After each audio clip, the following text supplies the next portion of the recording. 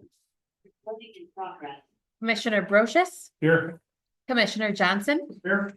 Commissioner Francois, Here. Commissioner Thusius, Here.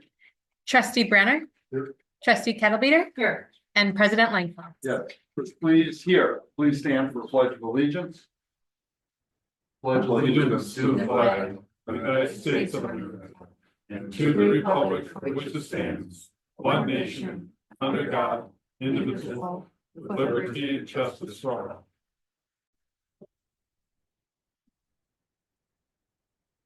All right, we're at public comment. This is an opportunity for anyone to address the Plan Commission on any issue. Please observe the time limit of 3 minutes. While the Plan Commission encourages input from residents, it may not discuss or act on any issue that is not duly noticed on the agenda. Do we have anybody for public comment? How about on the unknown? I don't think so. They haven't unmuted themselves. All right, we'll go to general business. Number one, approval of the minutes from the November 4th, 2024 Plan Commission meeting. Do I have a motion? I'll make a motion to approve the minutes from November. I'll second that. All right, I have a motion and second. Any discussion? All in favor, say aye. Aye. All opposed, same. So moved. We'll go to number 2, 1909 Main Street. We'll take these in as A and B. So, for A, do I have a motion to go into public hearing? So All right, I have a motion by Doug, a second by Judy. Any discussion? Roll call vote, please. Commissioner Brochus, sorry. yes. That's all right. Commissioner Johnson, Yes. Commissioner Francois, Yeah. Commissioner Theseus, Yes. Trustee Brenner, Yes. Trustee Kettlebeater, Yes. and President Langfeld. Yes. All right, is there anybody here to speak at the public hearing? Yes. All right, why don't you come on up to the mic, please? Yes. I was under the impression that somebody was on the street first, but I'm happy to Oh. start. That would be for the second part. Yeah, she would, if she's part of staff. Okay. Good evening. I'm Andy Gerlach, and this is my wife Sally, and we're here tonight to request a change in the zoning of 1909 Main Street from Main Street Mixed Use Plan Development Wine Bar to Main Street Mixed Use Plan Development Single Family Residence. The wine bar is closing on December 31st, 2024. And the building is for sale, and we have an accepted offer to purchase the home with a closing date of January 2nd, 2025. But that purchase offer is contingent on the zoning change being accepted so we can make the building our home. We love the cross-plane and everything it has to offer, and we would like to make this beautiful and historic building our home and become Cross Plains residents and taxpayers as soon as we take ownership. To convert it to our home will require no changes to the exterior and only minor updating in the interior. But crucially, it will also allow us to invest in much needed repairs and preservation of the historic building. We would immediately start preservation and repair of the Cornish embellishment and surrounding structure that makes the building front roof line a significant signature piece of Cross Plains Main Street. It's a little disrepair and starting to leak and fall apart right now. We feel the conversion back to a single family home will be welcomed by the properties adjacent to 1909, as they are all single family homes. And the building, before it was converted to a wine bar in 1909, was a single family home. And since its inception in 1860, a part of the house, if not all, was a residence. The building to the east of us, across the street at 21 American Legion Drive, has recently opened up as an event center, and its owners have expressed interest to open up a wine bar when this one closes, so the town will still have its ability to get its wine in a nice historic building. We're not taking that away and it's closing anyways. So, yeah, we respectfully request approval of the minor zoning change, and I'm here to answer any questions you have.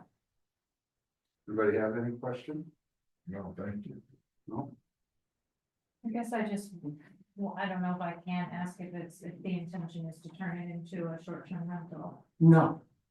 It'll be our single residence. Primary residence. Thank you. Any others? All right, do I have a motion? Thank you. Anybody else would like to speak? Or a motion to come out of open session. I'll second. Oh, it's close the public hearing. Thank you. I'll make a motion to come out. I'll still second it. All right, any discussion? All in favor, say aye.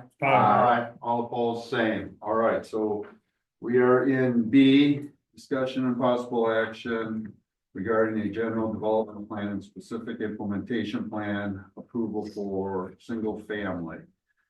Sonia, would you like to give your input on this, please? Sure, thanks, Jay. The applicant did a nice job providing an overview of the application. So I think he covered a lot of the basics, but just a quick overview of the memo that we prepared. The property is already zoned with a plan development overlay. So that plan development overlay is on top of the base zoning district, which is Main Street mixed use. Really, any change in use that would come forward for this property would require some action unless an exact operation matching the wine bar was coming in to replace the existing wine bar. So really anything different would require an amendment to the PD overlay or something different. In this case, yes, they are changing the proposed land use from the commercial wine bar to a single family residence.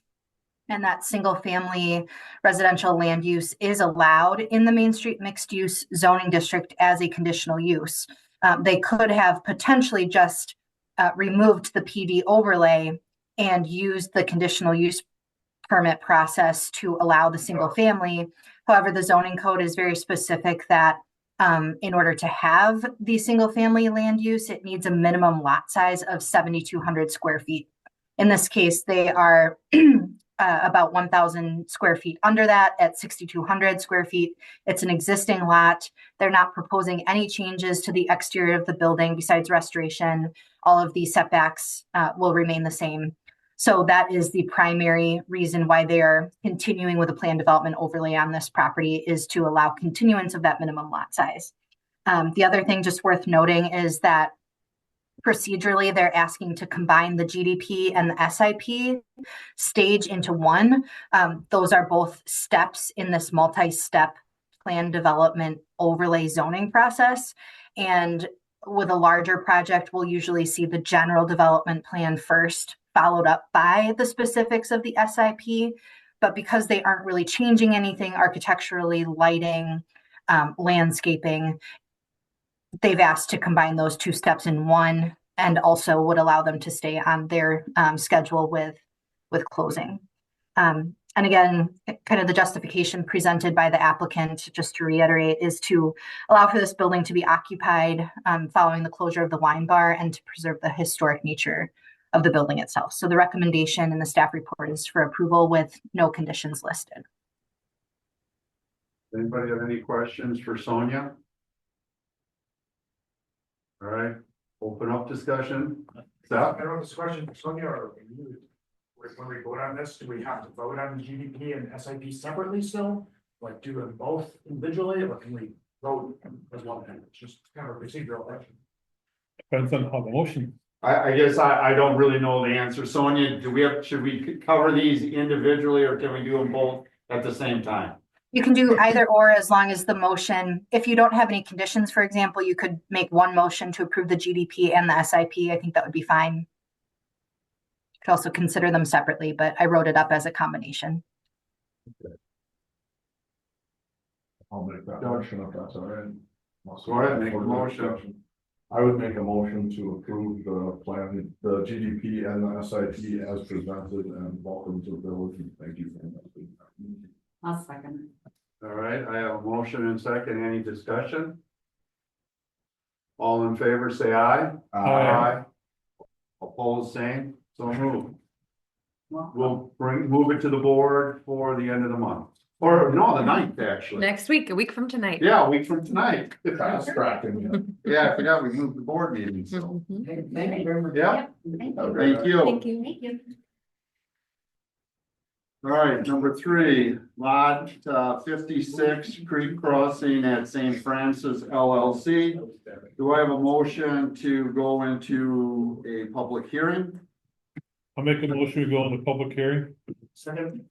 I have a motion and a second. Any discussion? Roll call vote, please. Commissioner Brochus, Yes. Commissioner Johnson, Yes. Commissioner Francois. Yeah. Commissioner Theseus, Yes. Trustee Brenner, Yes. Trustee Kettlebeater, Yes. President Langfeld. Yes. All right, we're in public hearing. Is there anybody out on the internet?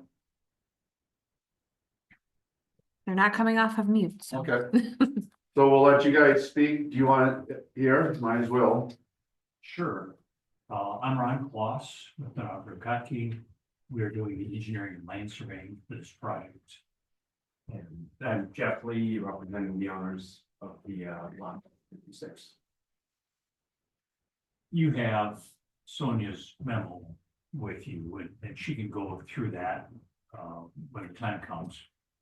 But I just wanted to say that we took the planning commission's comments when we looked at this previously, and we have adjusted the site to what we hope will be a better product in your eyes. And a couple of the main things were we moved the twin homes further away from the interior street. Carly, would you happen to have a site plan? Yes, I have everything that you provided here, so. Yeah, that'll work. Okay. That's actually the preliminary plat, which is fine. Okay, Because in order to create 10 new single-family lots and 10 new twin home lots, we obviously need to further subdivide this 1 3-acre lot. And this has been sitting there for, well, since the plat was created, waiting for some type of use. And this is what we're proposing clearly, 10 new homes, single family. Viridian is very interested in purchasing those 10 new single-family lots. For them, it is an opportunity to create a little different product than what they've been building up there.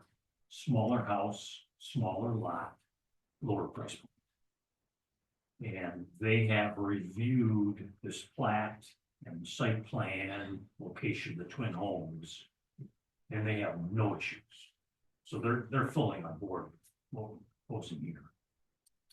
But with the moving of the twin homes further away, they will all have a full driveway width in front of the garages for interior parking. And there's also then more room for landscaping between the new road and building. And then the garages that are facing the new street have architectural upgrades to give that a more appealing curbside look for the residents across the street. Carly, the next, there.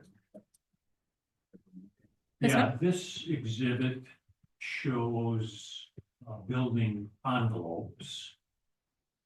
And for the single family lots, we used very similar on building footprint for all of them, just as a placeholder.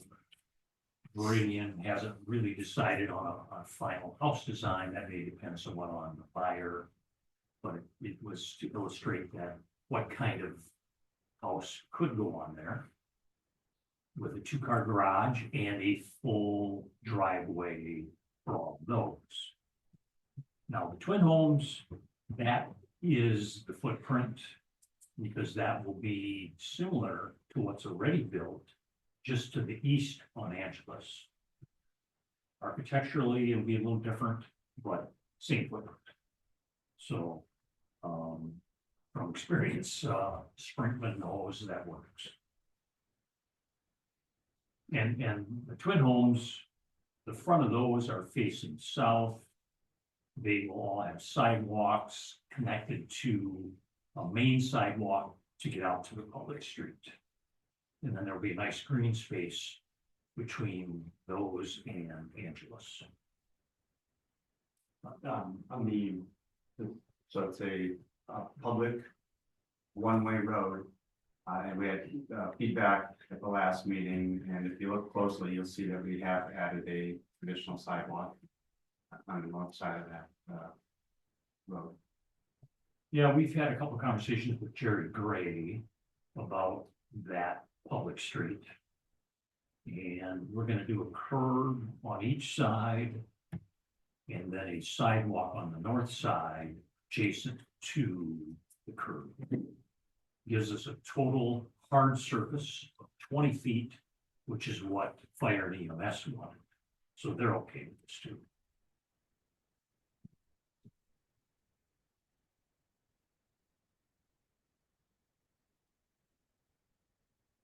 Judy? So there's no parking on that road. There won't be. That's a good point. It's one way, in fact. Right. No parking. Seth, did you have your hand up? So we're in public hearing, I don't know if we can discussions. Or have a discussion. Well, you can. Okay. You, Yeah, we'd be happy to answer. you any can. questions. That was in the last one of these magazines. Oh, Gave what you could be doing. You guys cannot go take those seats though. I won't. Otherwise, we can add, so we'll close the public and bring Sonia back in, and they can certainly talk during that time too. Okay. All right, anybody else? So, do I have a, oh, yeah, one last thing, the zoning is currently MR8, which allows 8 dwelling units per acre. And Sonia can get into more of that if she likes, but we're gonna keep that zoning and do a PUD over it. So we can ask for some special, unique conditions for setbacks, etc. all right, now a motion to close the public hearing. I'll make a motion to close. I have a second. Second. I have a motion and a second to close the public hearing. Any discussion? All in favor, say aye. All opposed, same. So move. All right. We'll go to B, discussion and possible action regarding a general development plan approval to allow for 24 units of residence. Sonia, you wanna give an overview again? Sure. So for this project, the applicant has been working on this for quite a while and has had numerous conversations with staff, kind of working on various points of feedback over that time. They did come to the Plan Commission for a concept review, and as they stated, had made some adjustments following that feedback. So primarily, that was adjusting the distance, like they explained, between the single-family homes and the duplex homes. That had the impact of removing 2 of the units that they were previously proposing in order to get that additional width. It also allowed for the driveways to become full depth so that guest parking could occur on each individual lot. And to add that sidewalk, which was a key point of feedback from staff as well. So a zoning overview, like they stated, the zoning for the base is MR8, and that zoning district already allows for the land uses here. So they're not asking for flexibility on that point. It allows single family and 2-family by right. And it also allows the density that they're proposing. They're just a little bit under at 6.6 units per acre, and the base zoning would allow up to 8 dwelling units per acre for density. So the reason that they're using the plan development overlay is primarily for the size of the lots, and then relatedly, some adjustments and setbacks that come with those smaller lots. As they may have explained in their application materials, and as we've discussed in previous meetings, the primary reason for this is to deliver these homes at a more affordable price in order to address housing needs that we're seeing in Cross Plains and throughout the region. This is a development pattern that is really common across Dane County to allow these smaller lot sizes. And in most communities, they are using plan development zoning for this. So the lot sizes are going down to, I think, 40 for the single family, 42 at the smallest, and then down to 30 for the duplex units. So that's also very typical of what we're seeing in these kinds of developments across the area. There was a recommended condition of approval in the memo about clarifying whether the applicant would need to request exemptions for garage design. And just a quick reminder, the zoning code has certain design requirements for a standard single family home, and that's how wide the garage can be, and then how forward in front of the house the garage can stick out. So the applicants did review those after this memo went out, and they stated that they wouldn't need to request any flexibility from that they'd be able to comply with what the code asks for there. So in addition to the GDP, this is also a separate application where they're asking for approval of the preliminary plat. So I wanted to provide a few comments on that. The two main things here are the lot widths. So the land division ordinance has a different standard separate from the zoning code. So they require a 50-foot lot width in the land division ordinance. So they're going to be asking for procedural approval just to make that match with the zoning and get a waiver from both the zoning code using the PD and through the land division ordinance, again, just to make sure they match. And then the other area is the right-of-way width.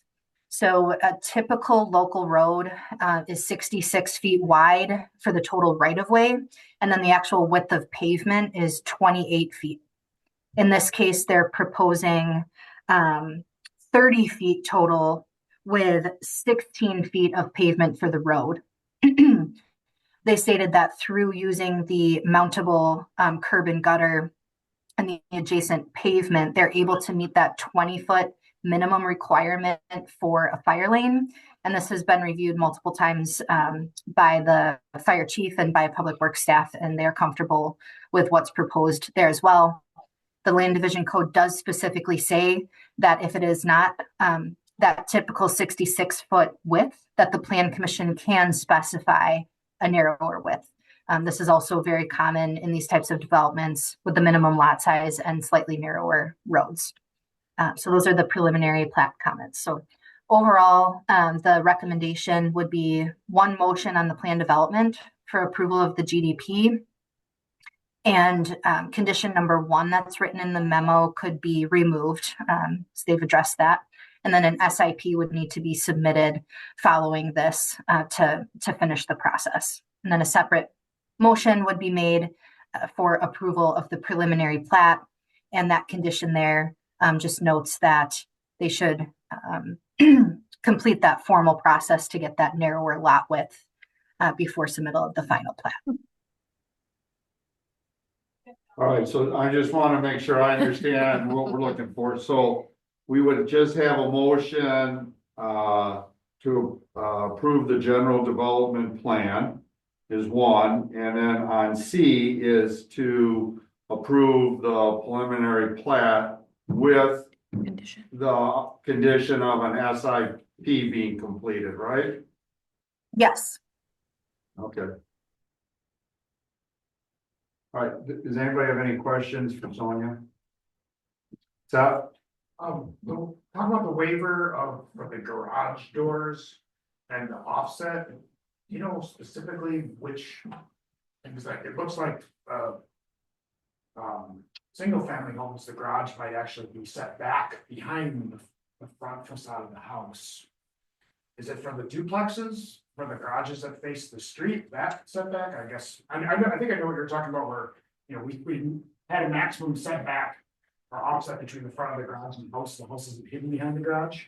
But looking at this, I guess I'm not sure which thing they're requesting a waiver from. For the I garage can house. clarify that they will not actually be requesting a waiver for anything related to the garages. That was something that I wrote in the memo before publishing it, just to make sure that it was included in case they did need a waiver, that we didn't miss that. But they reviewed and confirmed that they will be able to meet the code, and the garages will meet those standards. Like you said, the single family home garages, as drawn on the site plan, are actually behind the front face of the house. May have misheard when you said that before, thank you. All right, Judy? Sonia, and I might have misunderstood you too. Did you say what the prices of the lots were? Did I hear that correctly? Yeah, so I would have to defer to the applicant for the price of the lots, but what I did say was generally that this style of development is used to make the lots more affordable than they otherwise could be if we required like an 80-foot width instead of 40, for example.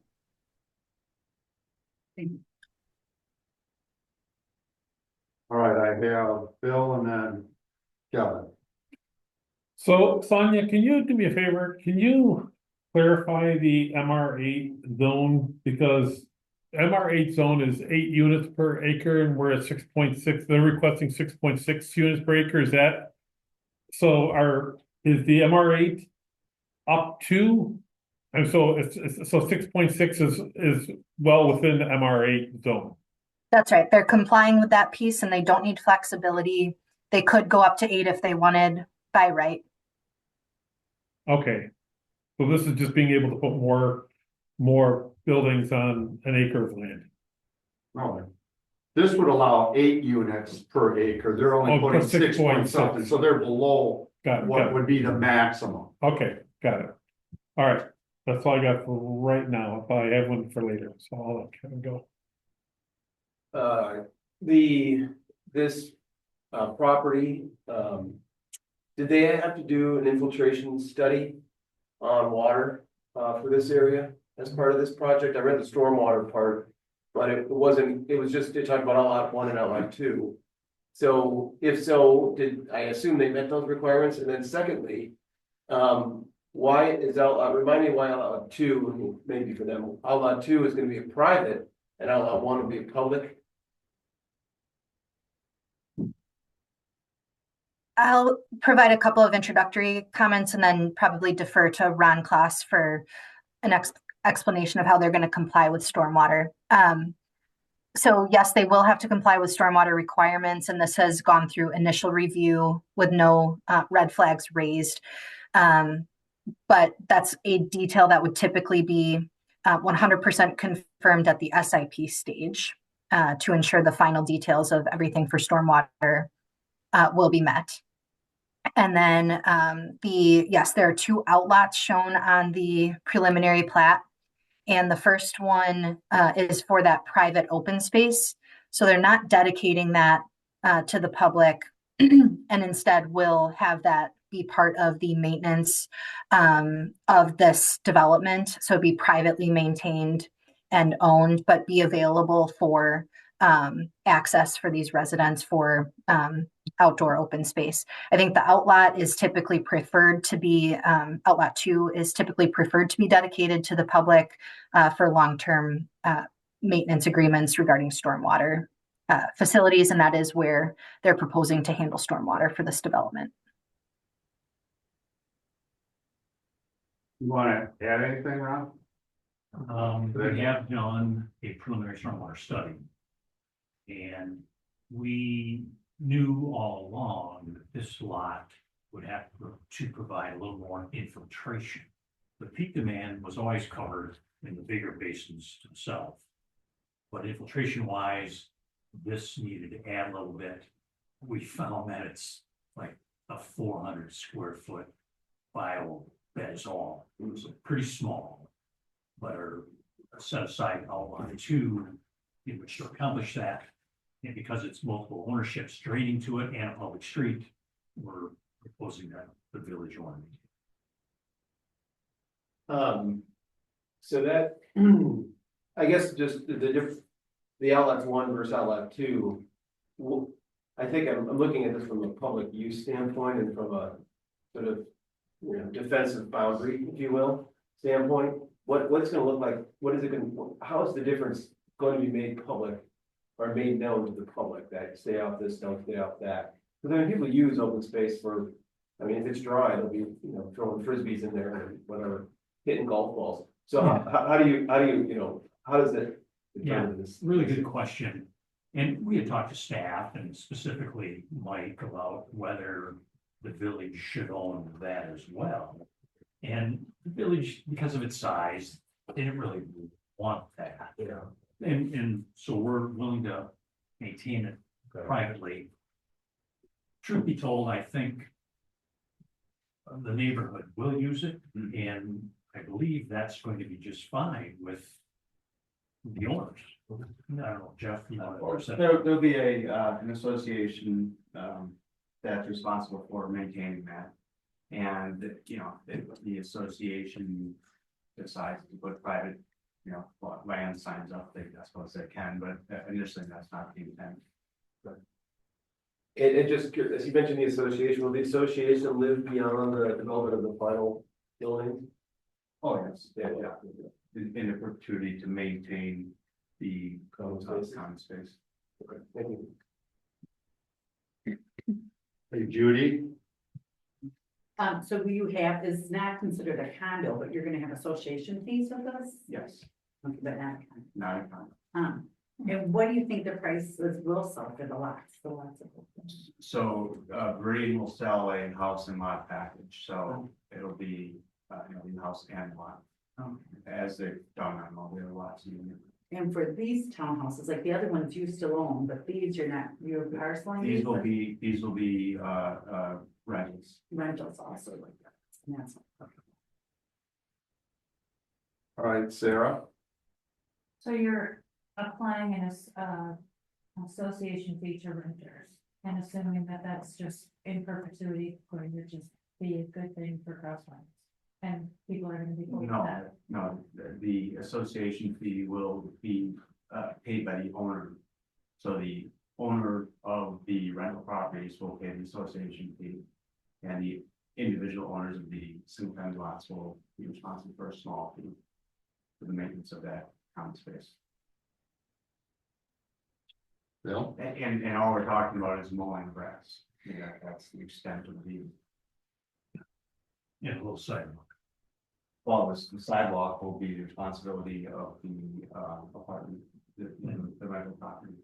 Who's gonna manage the association? So the association will be initially managed by the same group that manages the rentals. And at such time as ultimately the declarant, which will be strengthening the owner, they can turn the association over to all of the owners once they are no longer involved in the ownership of any lots in flat. Sarah? I apologize if I just am Yeah. ignorant to this, but. So there's gonna be an association, single family homes on one side, rented duplexes on the other side. And why is the village responsible for the street? Why isn't this all just one property that is maintained as a private property? I don't know that we have any one-way streets in this town anywhere else, and it doesn't seem to really fit We in. do by the post office. Oh, the American Legion. Yeah. Ron we've been at this for this is 14th month that we've been working on this. So going back a year or more, discussions on the need for utilities, sewer and water laterals having to be in a public right of way came up, and that's at the village's request. This became a public street. And then all of the single family homes would have frontage on a public street. which is another difficult requirement.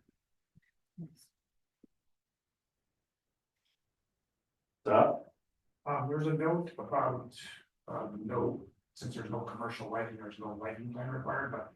I don't know if that's just for the lots themselves. I didn't see anything about street lighting on this public street, and it definitely will need at least one or two.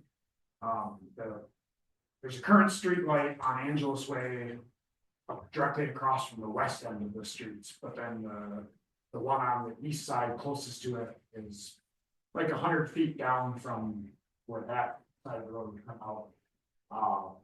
And if there's no streetlights anywhere in the middle, it'd be a real dark out. So, I just want to make sure that there was a requirement for at least one, if not two, appropriate street lighting since it's a public street. All right, Bill and Judy. So this is minor, this is super minor, but I'm just gonna throw it out there anyway. So we only have one other really narrow road in the village, and that's Creek Mill Way. Behind, right by the creek, right? And I think we got a speed limit at 20 miles an hour there. Yes, it is. Yeah, and I would recommend that for the creek crossing way, because it's narrower, that we reduce that speed limit just for that road being one way down to 20 miles an hour. Yeah. All right, Judy. And you may or may not know this, but for the houses for Viridian, do you have any idea about what the square feet may be and what the price range is? The covenants allow for the smallest house, the covenants allow is 1,200 square feet for a single story and 1,400 for a 2-story. Kind of the same size as your, I see the duplexes are about. They're about 13. Yeah. 13. And do you have any idea what they may be? I don't know. But we did submit, some images of the homes that they provided that would fit on those slides. So, yes, if I heard you correctly, you're gonna continue the covenant rules are gonna apply to this lot 56, right? If I heard you correctly? It is, yes. I guess what I'm trying to figure out is how you're gonna get smaller houses if you keep the same standard that you're using for the rest of the neighborhood. Well, the rest of these lots are considerably smaller than the rest of the lots in the neighborhood, so. By virtue of the size of the lots, the homes Viridian's building on the other lots wouldn't fit on these lots. So you're saying none of those houses that Viridian has built have been 1,200 or 1,400 square feet? I don't know what the sizes are, but. Well, you just made this is the thing that bothers me because I was kind of frustrated with the development agreement. The whole idea was diversity in housing. But then you kind of went around that with the covenants being more restrictive than the development plan, the agreement, right? So you're selling this as they're gonna be smaller houses, smaller price point, but if you keep the same standard, yes, the lot's a little bit smaller, right? So there's maybe a savings, I mean, I don't know how much smaller they are, but not by a whole lot. So really, where's the price point gonna be down if the size of the house stays the same? So she's got the paragraph up right there, so the existing single family lots in the neighborhood. The smallest lot is 5,300, the largest lot's 10,000, and these homes are 5,300. Right. But the lot size is one thing, all you're doing is making less of a backyard, less of a front yard, you can compensate for that. The whole idea is to get the price point down, and I haven't heard anything that has convinced me that the price point's gonna be lower as what you were selling this to do, and like I say, I'm for this project, but I'm not for keeping, the covenants as strict as they are, because all you're gonna do is put the same size house on a smaller lot, and I don't see that really bringing the price down. That's where I'm having kind of a problem with that. in my conversation with Meridian, they do want to build a smaller house here. Yep. And we've included some images, but maybe when we come back with the SIP, we give you more detail. That would be, that would be helpful for me, because I'm gonna kind of hold the line on this, because that was the whole intent of this development, is we really wanted a lower price point for people who are downsizing and new families coming in. And, you know, my first house was 1,000 square feet, and it was my wife and I, and we had our kid, and it was fine. And when we decided to have a second kid, then we needed to move up, but we had equity and we can do that. So, you know, Meridian right now, those houses are close to 500,000. I don't consider that as a starting home, you know? So the idea of this, for me to go with the smaller lots, is I want the ability to spend. And I understand from Meridian's position, you're gonna make less money on, the smaller the house, the less margin of profit, right? That just makes sense, right? So I understand that, but there's gotta be this balancing that our needs are to get, you know, the price point down on home when we can. And I think this is a golden opportunity, because originally this was gonna be apartment building, right? Originally from the very beginning. At one point, so I just want that, and if we can deal with it, you know, I'm fine with that, but that's the one thing that I guess I'm gonna be a little bit more stickler on, is the size of these houses. Yeah, and so that, I think that paragraph's a little misleading, so 5390 is the size of the lots in the plat we presented. The average size of the lots everywhere else in the plat are at 9336. So these are half the size, so we will come back and tell you, you know, I am suspecting that you couldn't take a house that Bertie was building on a 10,000 square foot lot and put it on a 5,000 square foot lot. I just.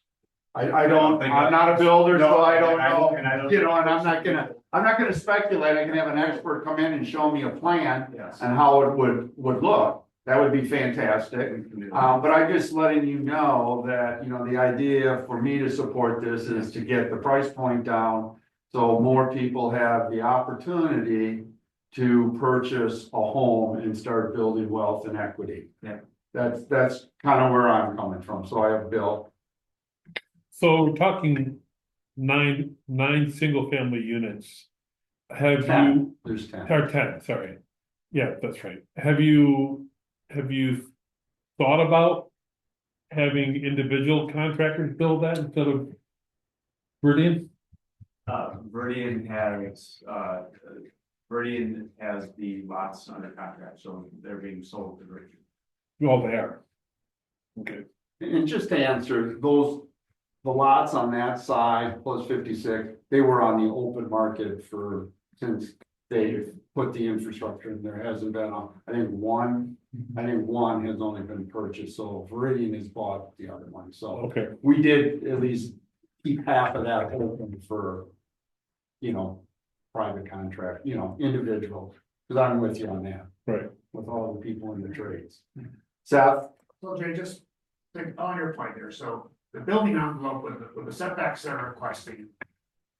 The largest building envelope, or the building envelope on the small slots is 2,378 feet. That's to include a house and a garage, that's if they build up to the line on every dimension. With a 25-foot rear setback, 15-foot front setback, 7-foot side setbacks each side. So. That's the building up, so little less than 2,400 square feet. You build to every line, but that includes the garage. Well, I understand that. So that's just to give you an idea of Right. what the size that you could possibly fit in there. If you're worried about setbacks, I mean, I don't know, the side setback, I think is. You probably can't go down or go up anymore on that, I don't know if you're worried about the size of, the front setback that they're requesting down to 15 feet. like I said, I'm not a builder, so I'm glad you did that quickly. But that still tells me that there's room that, my whole thing is I just want some smaller homes. I want the price point lower. That's just what I'm looking, I mean, how we get there, you know, I'm very open to, but I'm kind of drawing the line because I've tried very, very hard to get that part of where I believe the village really needs the housing, and that's in a lower price point than the $500,000 houses that are around. So Judy, Kevin, The only way I am gonna support this is if I do have more of a dollar amount, because again, it's not the size of the house, I wanna see more affordable, and what I might think is more affordable, which is what you might think, it might be a different thing. So I need to know kind of what price range we're looking at before I can really say it's affordable or not.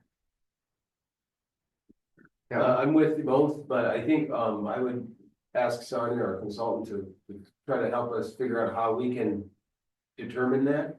Because we can't just say, hey, you know, guys, just do it. And I think that one of the ways we can do that is via setbacks. So if we limit the setbacks, we push back a little bit, make them wider setbacks, it does shrink where they can build, and thus the housing or the house on which they can build in the envelope. So I guess, I don't know if Sonia's still on there, since her camera's off, but maybe she can speak to that. Yeah, I can't speak to the construction costs and labor. But what we commonly see and encourage is that narrower lot width to reduce the cost of the land, knowing that the land is a huge part of that price of the package. Excuse me, I have to let my dog out. So if each of these single family home lots are 40 feet wide, instead of the code requirement of 60 or 80 feet, they can fit more houses on that stretch of road. And the cost of all the infrastructure for the stormwater, the open space for the road, for the utilities, that can be distributed among more homes instead of a smaller amount, which would drive up the cost if there were a smaller number of homes. So that's just the simple way that we look at encouraging a more compact development pattern to reduce the land cost, which is a huge part of it. I think, you know, we can work with the applicant more for them to explain how the building costs work in the market right now. And I think it will be difficult to come up with a specific number and say, we're going to get homes delivered at, you know, 250,000. But I think what's more important is comparing that to what you otherwise could deliver if you were required to meet all of the minimums in the standard with lot size or even a road width of 66 feet right of way instead of 30. So I think that comparison rather than the ultimate number is what will be most helpful. What can you deliver with this compared to what you otherwise would if you were following all of the strict standards? But Sonia, that really goes to the whole thing on who is benefiting from those reduced costs. If the reduced costs get passed on to the consumer, great. But if the company keeps it, yeah, they're building a road cheaper than what they had before, but if they keep all the money, the consumer's still paying the same amount. So I think those are really good things to think about, but again, I'm not looking for the exact, and I don't know if Judy's looking for the exact. What we're looking for is some type of range or a goal that would be set. And like I say, I will be extremely disappointed if we do all this and those homes are still 500,000. So again, what they provided us, and this was in the packet, these images, these three examples are each, two of them are 3-bedroom, 2-bath. One's a 3-bedroom, 2.5 bath. The 3-bedroom, 2-bath are 1,412 square feet. The 2 stories, 1,600 square feet.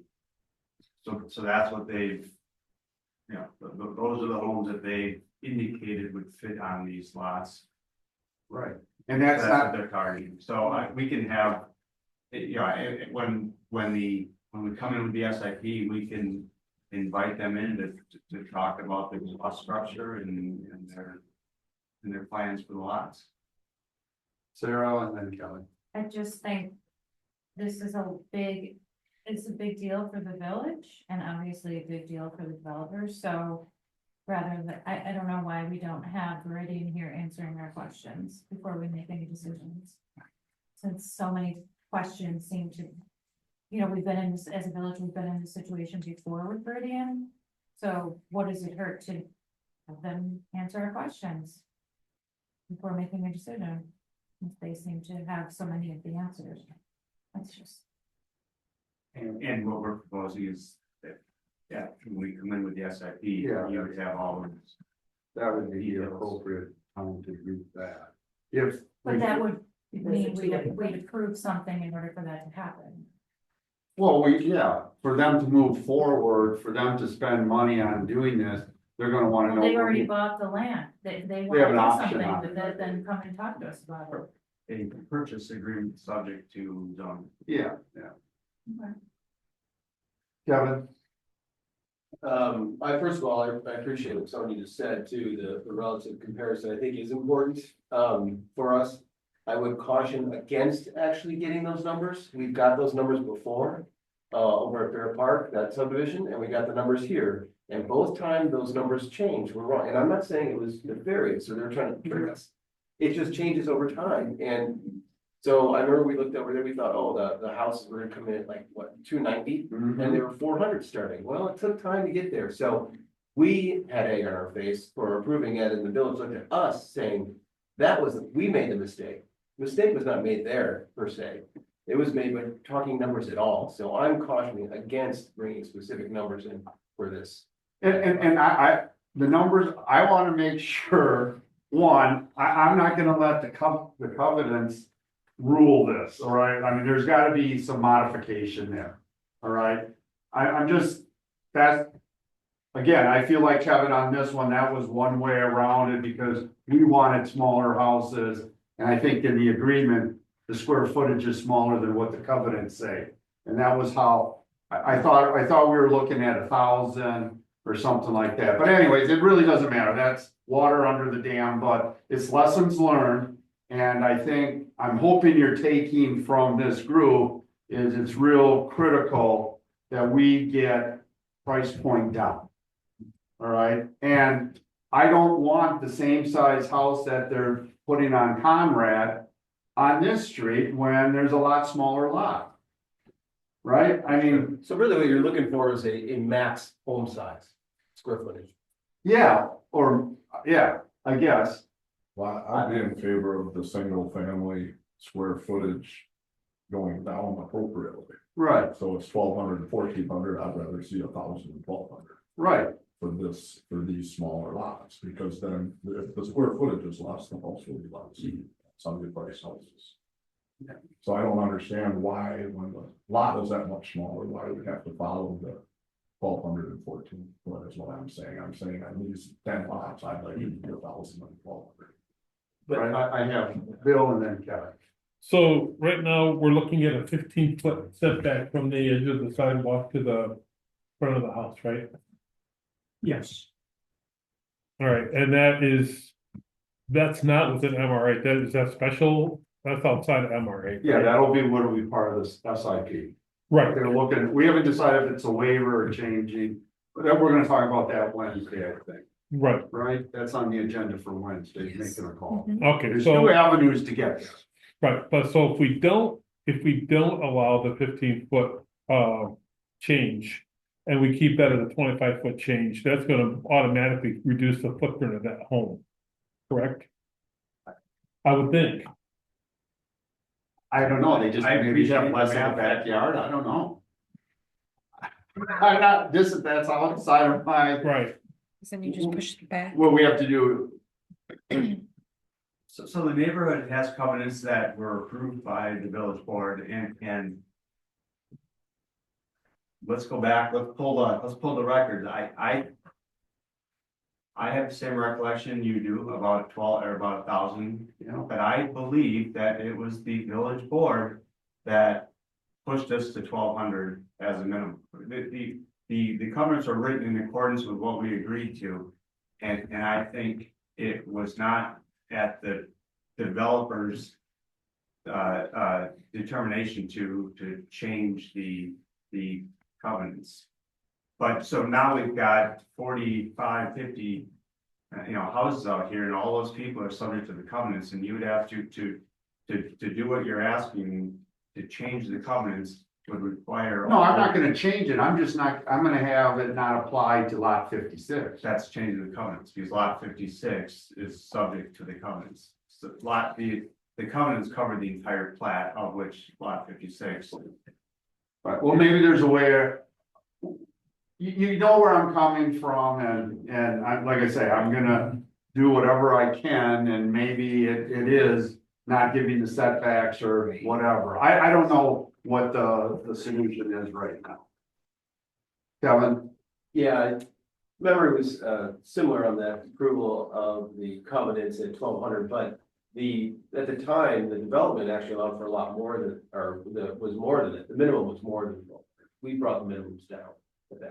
That's my recommendation. Secondly, it's not so much the minimum that matters here. I'm looking at the houses right now that they range from roughly 1,800 to 2,400 square feet currently, to 2,100, 2,400 currently in the subdivision.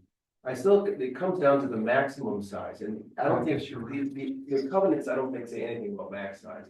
That's where the SIP could, I'm looking at some of you, but that's where the SIP could come in and say, okay, where do we cap that? Currently, there are several that are 1,600-foot homes out there. One that I think backs right up to this property, 1577, or it's across the street, I guess. The new ones don't show it yet. And okay, so there is a reasonable home, and it is it's 70, if these numbers are right, it's $75,000 to $90,000 cheaper than the larger homes there. So What are they asking, sir? 475 is what they have on the one, and again, this is Zillow data, so trust it for what it is, but, and then, 560, 584 on the more expensive ones out there. So, coming down, maximize or putting a max on the development size of the home in the building envelope will do two things. Hopefully bring the price down, and then hopefully may create a little bit more green space in those areas for the infiltration or whatever. So I think there's a way to do it legally. Yeah, no. With respect, all right. And I think there's a need for that. There's a need for single family ranch type condos or houses, whatever it is.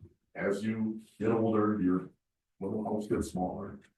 You go from your condo to your sister rooms very small. So I think actually it would sell well and be a nice addition for some getting some new people in the property. Or allowing some other folks to stay in town. Yeah, agreed. All righty, Seth. So just getting back to this building envelope, we're making decisions tonight. The other thing that is in here is the maximum building coverage of the lot. They're not proposing any changes. Right now, MRA allows 50% coverage, so that's the most that the building envelope can take out of the entire square footage. Now, looking at what they've already got, that's already less than 50%. These building envelopes that they show. But again, I think with adjusting the potentially front setback, and or that actual building coverage, that could be something that you could do to ensure that the maximum size is functional. Okay. I don't think we want to go, I think the 7-foot side yard setback, and that would be a 41-foot wide house. I think that's probably less narrow, realistically. Yeah, As you could go, their own drawings show that none of these houses, just again, they're examples, but they don't reach the rear setback line right now. So it looks like there's some opportunity potentially to shrink that building envelope and still fit what they're showing, but then if you really want to ensure that they can't make a 2,400 square foot range, and that's one way you could do it. These building or these setbacks and maximum coverage ratios. Okay, anybody else? All right. Do we have a motion? And this would be to approve the general development plan. I'll make a motion to approve the general development plan as presented. We have a second. Wait a sec, I have a clarification on that. Okay, I'll just second and then we'll go to discussion. Okay. I'm gonna second it. Discussion, go ahead. As presented, it says 24 units in here. Shouldn't that be 20 units? That, as presented on the agenda, it says 24 units. And I don't want that to be misconstrued. That's not what we submitted. And her staff, of course, that's funny. I know, that's all right. I was staring at the 20 units for the density. Okay. So. Please note that the agenda is incorrect. I will note that, yes. Sometimes it's not what get. It's what people see. Yeah, no, I agree with you. I agree. Yeah, I was looking. 20. Okay, thank you, Kevin. All right, any other discussion? Seth.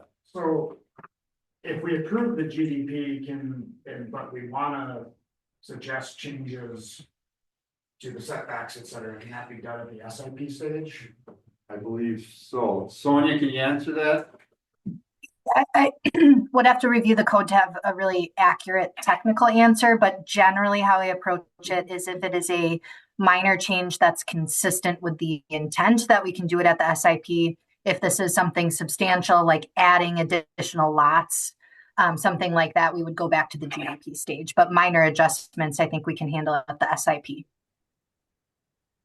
All right, thank you. And then related to that, actually, are these issues, these, like everything in the zoning comparison table, would that be actually part of the GDP or would that be part of the preliminary and final plat? That table of zoning comparisons becomes their general development plan. That's their customized zoning for these parcels. All right, any other questions? If we wanted to put a maximum home size in this zone, where could that be done? And if so, where? Yeah, the table would be an appropriate place for that to be added. So I think that's something that we can discuss with the applicant. I wouldn't advise adding something like that today without giving them the opportunity to understand how that relates with the setbacks. But that could be added at the SIP stage and be made a part of that table. So we'll talk about it. Do you have a preference? I mean, I think your solution is the simplest, then you're not playing with math and unknowns. If I, yeah, the little I know about development, you all want to put your front of the homes at the same level. That's so that it becomes the back of the home, and you want to put those at different levels because the backyard, hanging out in the backyard. So I mean, I get all that. So I don't know if I really want to get into the front and back setbacks, except that what you've done already, which is make enough room for a car to get in the driveway. Appreciate that. And then you already mentioned the sides are pretty narrow, so I don't have a preference to setbacks personally. I would rather have it be a maximum home lot size that sort of restricts what Viridian can build, and hopefully keep the cost relatively low. And that number, I would appreciate some help from Sonia and even from Viridian. All righty, any other discussion? Let's do a roll call vote, please. Commissioner Brochus, Yes. Commissioner Johnson, Yes. Commissioner Francois, No. Commissioner Thusius, Yes. Commissioner Brenner, Yes. Commissioner Kettlebeater, No. and President Langfeld. Yes. All right, so now we go to C.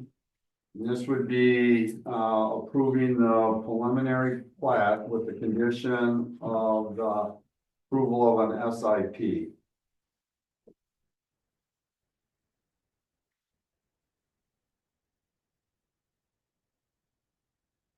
You put the plat up. Yeah. So we know which one. Yeah. That would be good.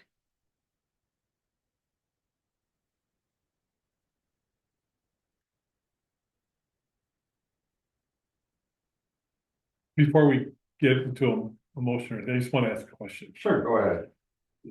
Would it be in our interest to postpone this part of the agenda till a future meeting?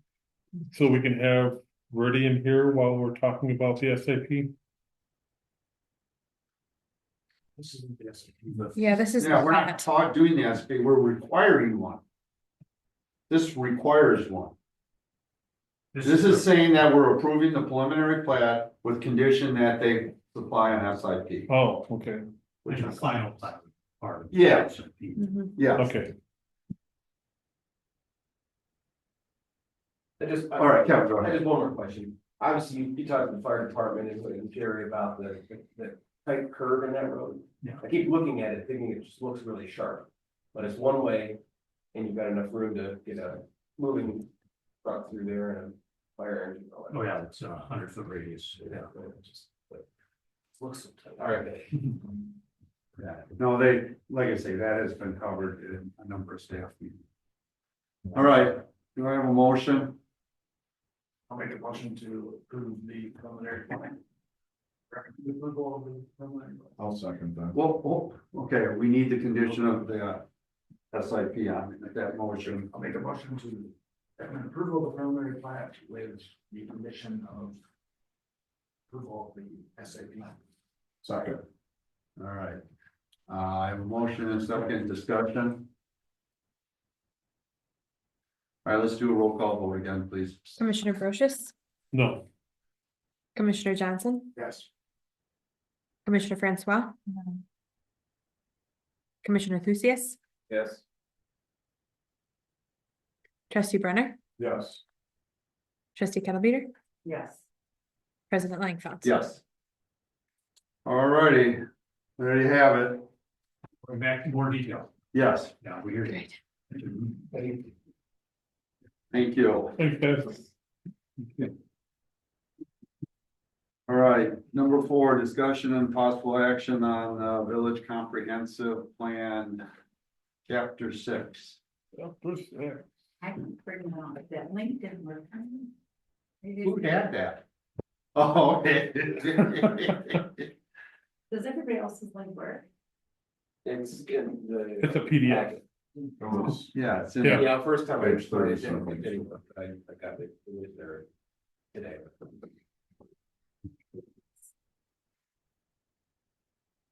Should have done this before. Yeah, isn't that interesting? Go for it, guy. Okay, so most of these changes are just updates to the 10-year or 5-year period, depending on what they are. There's a few things to make note of, and I'll kind of go through that.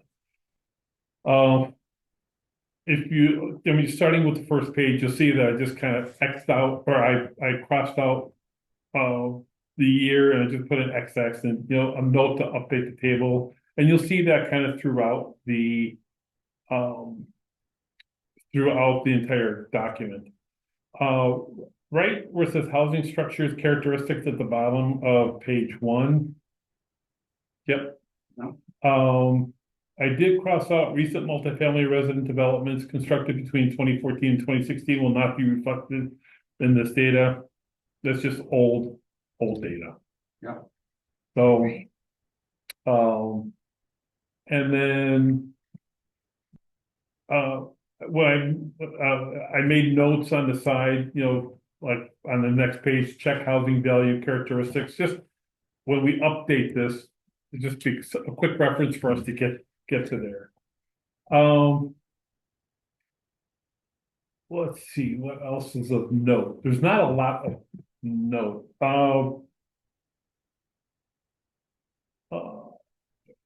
Going down to page. Well, let's see, the table with around figure 25. Well, what number? I mean, there's pages here. Yeah, That's from the this book, would be right? page 95. 95? Yeah. So it talks about housing programs using the housing cost reduction initiative and other programs like WIDA and whatnot.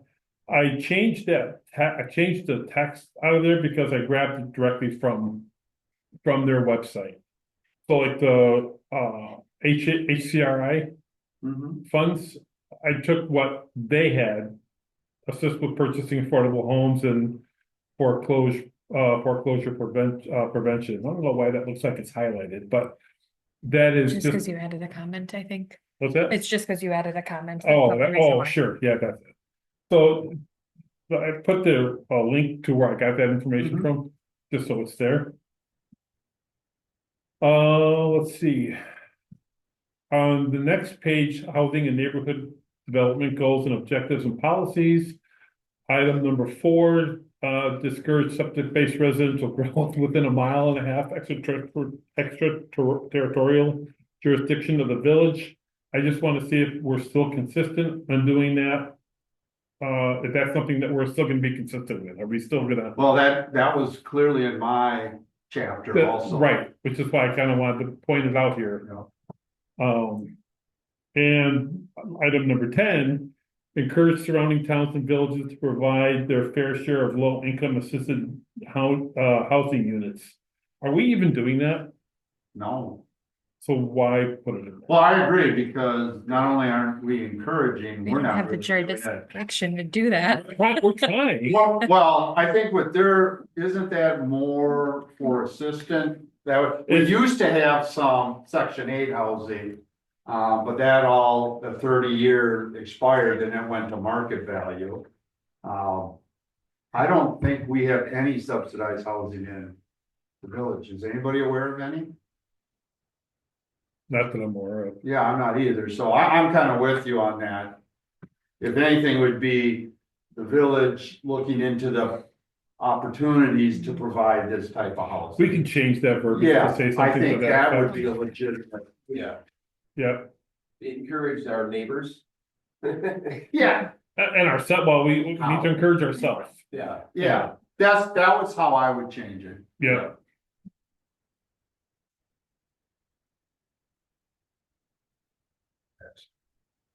Wait for Carly to finish writing. Thanks. Okay, go ahead. All right, cool. Going down to the next page, under policies. Promote the program available to help the village residents repair and maintain their homes. Consider the development of locally funded revolving loan programs to renovation of homes in the village. I don't ever remember this ever happening. No, but I can tell you, we've looked at it a couple times. There were a couple, opportunities where you could get a grant to do that. It was 50,000. And then you would basically lend it out, they would pay it back. And then you could lend it out again. So I would leave that in there. Okay, Because every once in a while, there's funds, and I remember we strongly looked at it, and we may even have tried to apply for some. okay. Some individuals can apply for that are separate, like, veteran programs or local. Yeah. That aren't necessarily run through the village. Right. Item number 6, new residential construction should be allowed on land designated for residential use. I just referenced the maps 4A and 4B for future land use. I just referenced what those were in the comments, so. Right, and we'll be re-looking at those. That'll be the big public input part. Yeah. On land use. Yep, and then item number 13, this was also a comment, this should also include sidewalks, may also include bike paths such as bike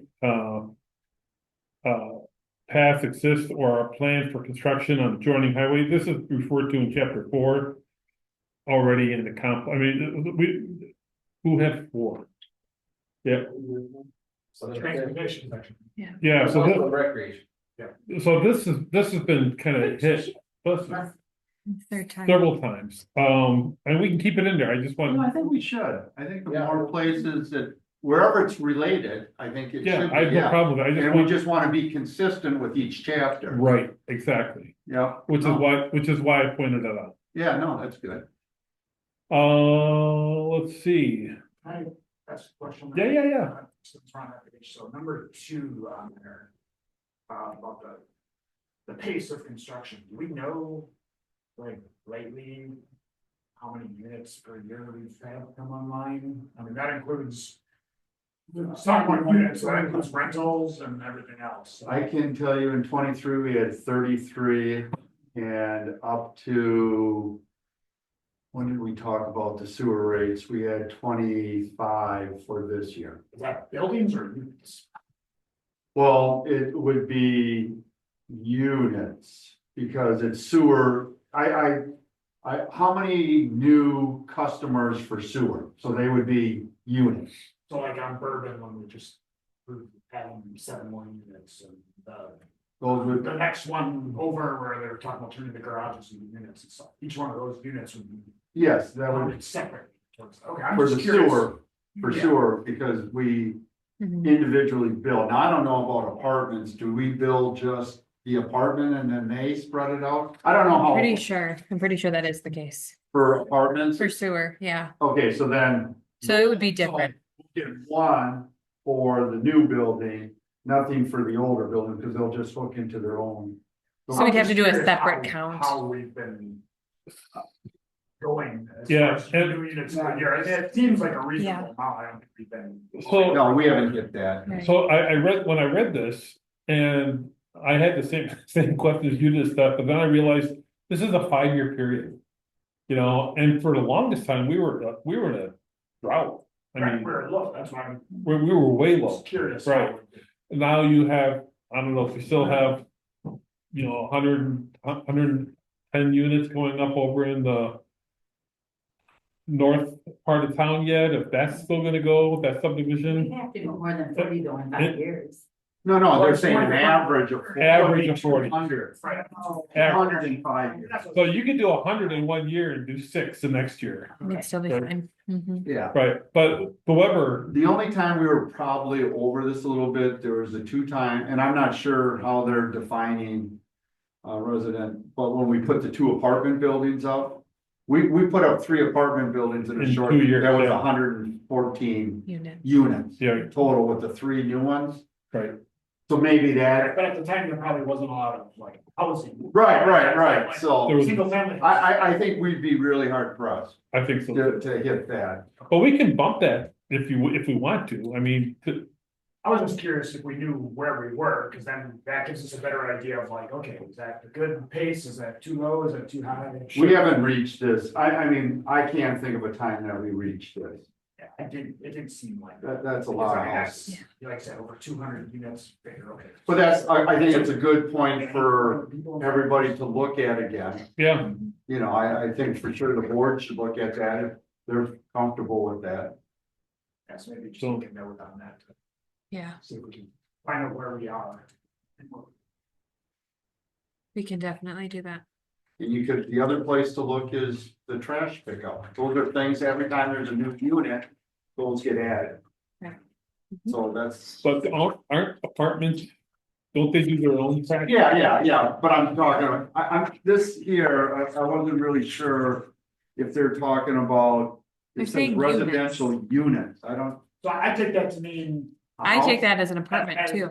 An apartment is a unit, a big house is a unit. Yeah. Oh, you don't take all the apartments as units? No, like, if it's. Each a one 20 is unit a apartment building. building, that's 20 units. So, A yeah, living that's a unit. place.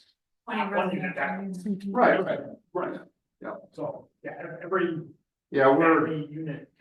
Even by that, even if we use that as a standard, I still don't think we hit 40. no, And absolutely. I'm trying to think, if you figure, okay, 205 years, if you average a little over 2 people per unit.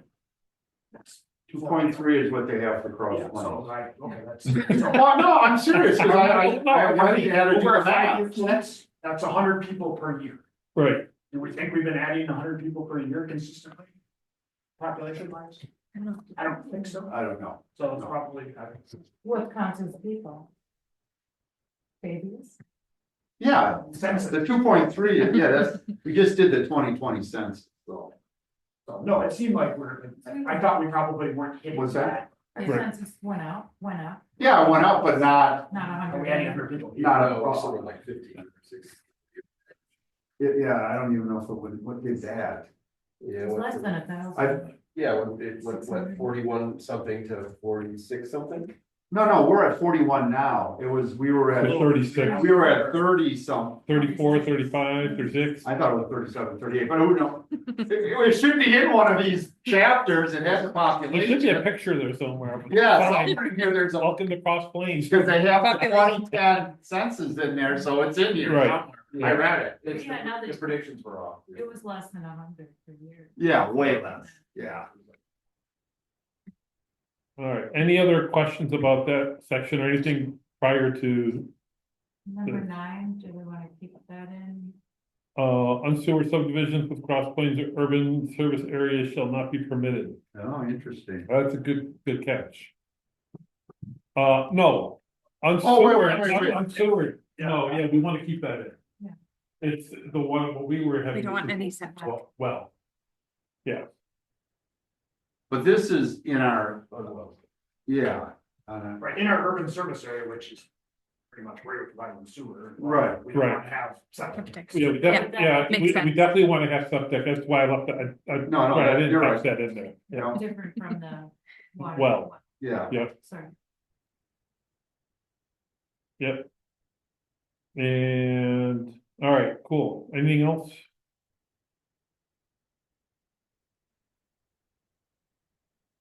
Then, Sonia's gone. Huh? Yeah, she had to get off. there was no other changes. Oh, wait, there was one. Oh, on the appendix B, future land use and zoning district, Is it like Yeah. 100? it's down towards the very bottom. It's the last page, Got it. 112. Yeah. So I just, we've been kind of making changes to zoning and I think we added a new zone section and I just want to make sure that we are conscious of that when we redo this table. Because if there is a new zone in here, right? No, but you have one where it says community facilities. That's one I was we gotta get that done before we build a new police station, village hall. Yeah. We need to have a zoning for. And maybe that's what I was thinking of. Yeah, and they have something on that, so I'll bring that up on Wednesday. Yeah. Sonia. We gotta I'll get bring that back in because I think we talked about it last month, but Yeah, I'll put it back on the agenda. okay, That was it. That's all I had. good. Very good. Thanks. Any other questions or comments or things we need to look at? On the, design standards for multifamily housing. You added more underground parking. Suggesting. Oh. Dumpsters and other unchecked uses behind buildings. Oh, yeah, I did that. You're right. I did add that. Locate parking dumpsters and other unattractive uses behind buildings, and I added or underground because we have that one apartment complex right on Main Street, they have underground parking. And I didn't see anywhere we had underground parking in here, so I thought I would throw that in. Yeah, I didn't know if. I think, what language did you use on that? English. Thank you. But is it a shall or is it something that is an option? It just says or. It's an or. Okay, Or underground. okay. Well, yeah, so Because there's two things with that. Underground parking obviously brings us the cost of the building.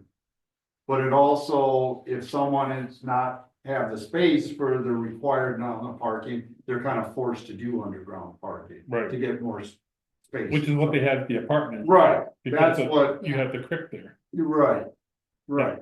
So I just wanted to make sure we weren't saying that they have to. And isn't the apartments over by Pig? Isn't that underground parking also? Where you got the fitness center, the Chinese place? Oh, I don't think it's garages, but up. No, they have underground parking. Do they? Yeah. Where do you enter? From the back? And if you come off a Pig and right before where all America used to be, Oh. There's a garage. yeah, there's a garage. Yeah, they were dewatering for like. You ever flood? Yeah. Would we ever Call it allow, underwater. What's that? would we ever allow parking ramps? No. No. Thank you. One, I don't think we'd ever get anything big enough that could afford to build a parking ramp. There, If So you had a expensive. hotel like Marriott, come here. I'll take- but if a hotel came here, it'd be more like a Holiday Express. Right. Right, 20 They would have a units, parking lot. And they'd have a parking lot. Right. Mhm. You know, ramp, you need a lot. A lot of units to pay for that. So I guess what I was. Okay. going at is, you know, we're suggesting enacting a design standard that says put this behind building underground. And then, you know, the next bullet, we get into more about parking lots and screening and all that, that's good. I'm just wondering, like, some of the developments are done, parking might be on the side of the building, not necessarily behind it. I was just wondering if we should add more language in there, if it's too detailed for. on the next bullet point, Don't we have ordinances that cover that now? There's Yeah, we do. guidelines, right? Right, but it's suggesting enacting design standards for this type of house. So we're saying this design standard should say that parking should be behind the building or underground, I just.